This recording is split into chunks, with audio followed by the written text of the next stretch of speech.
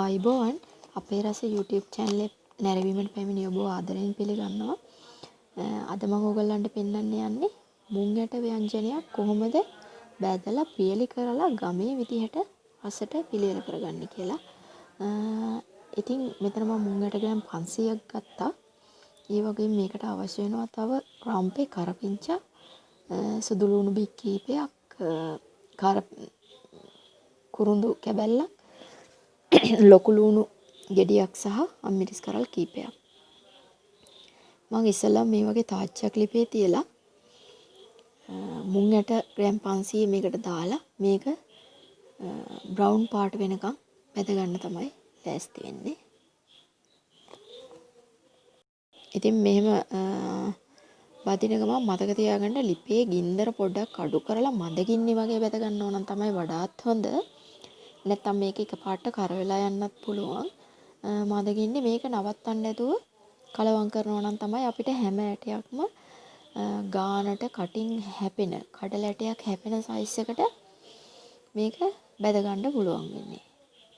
ඉතින් මේ අපි මුං යට මොකටද ආහාරයට ගන්න කියනවා නම් විශේෂයෙන්ම ශක්තිය ජනක ආහාරයක් විදිහට ශරීරයේ ශක්තිය වර්ධනය වෙනවා. ප්‍රෝටීන් යකඩ බහුල ඒ වගේම විටමින් ඉරුණු ධාන්‍ය වර්ගයක් විදිහට ධාන්‍ය ගණයට අයත් වෙන ධාන්‍ය වර්ගයක්. ඒ වගේම අනවශ්‍ය මූඩ ඉවත් කරලා කොලෙස්ටරෝල් අඩු කරන නිසා කොලෙස්ටරෝල් තියෙන රෝගීන්ට ඉතාමත් ගුණදායක කොලෙස්ටරෝල් අඩු කරන ආහාරයක් තමයි මේක අයිති වෙන්නේ. ඒ වගේම රුධිර පීඩනය ක්‍රමවත් කරලා සීනි පාලනය කරන නිසා දියවැඩි රෝගීන්ට හිතකර වෙනවා. ඒ වගේම මලබද්ධය තියෙන අයටත් ගොඩාක් හිතකර ආහාර වර්ගයක් වෙනවා. ඉතින් දැන් මම මුං යට ටික මෙන්න මේ ගාන වෙනකම් බ්‍රවුන් පාට වෙනකොට ලිපෙන් බාගෙන මේක මේ විදිහට පියලි කරලා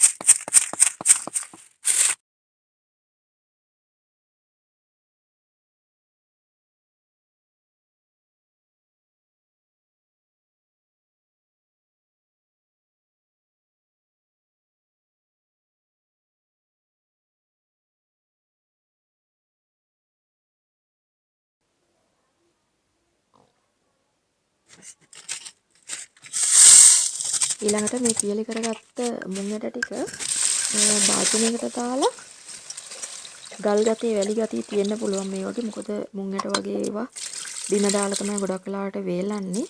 මේ විදිහට පොතු ටික අයින් කරලා මම මේක නෑබිලයක් ආධාරයෙන් ගරලා ගල් එහෙම තියෙනවා නම් ඒවා අයින් කරලා හොඳට හොදලා මේ විදිහට ඇට ටික බේරලා ගන්නවා.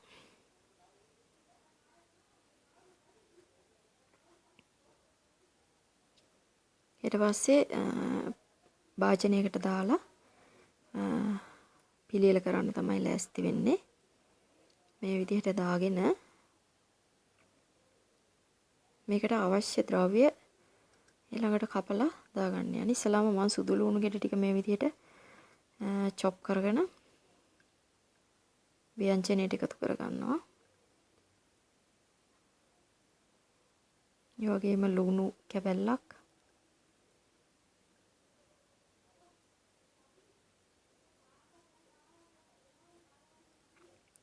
අම්මිරිස් කරල් 3ක් කුරුඳු කැබැල්ලක්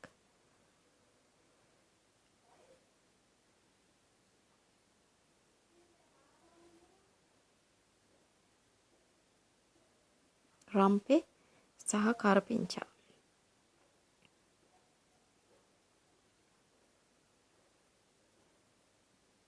ඒ වගේම මේකට ඕන වෙනවා පොල් බෑයක පමණ මිටි කිරි අඬු කෝප්ප 2ක් සහ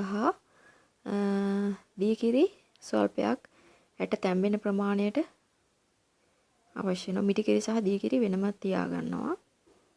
තියාගන්න ගමන් මම දැන් මේකට අවශ්‍ය 3-5 ද්‍රව්‍ය එකතු කරන්න යන්නේ.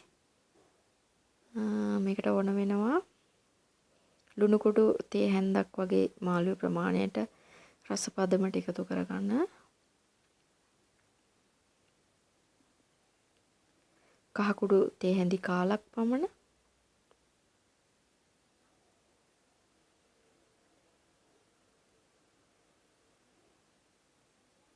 අමු 3-5 තේ හැන්දක් පමණ.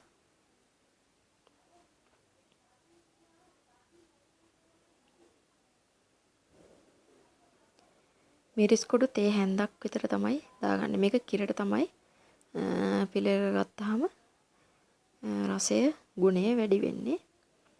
ඊට පස්සේ මම අර හදාගත්ත දී කිරි ප්‍රමාණය මුං ඇට වලින් උඩින් එන්න වගේ ගානට දාගෙන මේක ලිපේ තියලා පිස ගන්නවා. මේක තැඹුණාට පස්සේ තමයි මම මිටි කිරි ටික එකතු කරන්නේ.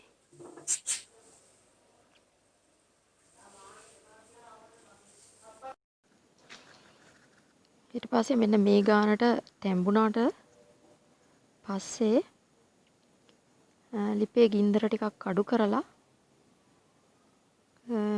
මං අයින් කරපු මිටි කිරි අඬු කෝප්ප 2 අවශ්‍ය ප්‍රමාණයට දාලා මේක කලවම් කරන ගමන් ආපහු සැරයක් පිස ගන්නවා. මේක අර අපි පියල් කරපු හින්දා මේක තැම්බෙන්න වෙලා යන හින්දා තමයි ඉස්සල්ලා දී කිරි දාලා මේක තැම්බෙන්න තිබ්බේ. දැන් මිටි කිරි දාලා විනාඩි 5-6ක් තැම්බුණාම ඇති. දැන් මේකේ මිටි කිරි ටික තැම්බුණා. ඊට පස්සේ මම මේක බිම තියලා කෑමට ගන්න තමයි ලෑස්ති වෙන්නේ. මේකේ ලුණු පදම බලලා ඔයගලන්ට කෑමට ගන්න පුළුවන්. ඉතින් අදත් අපේ රස YouTube channel එක නරඹුවවට සුබ දවසක්.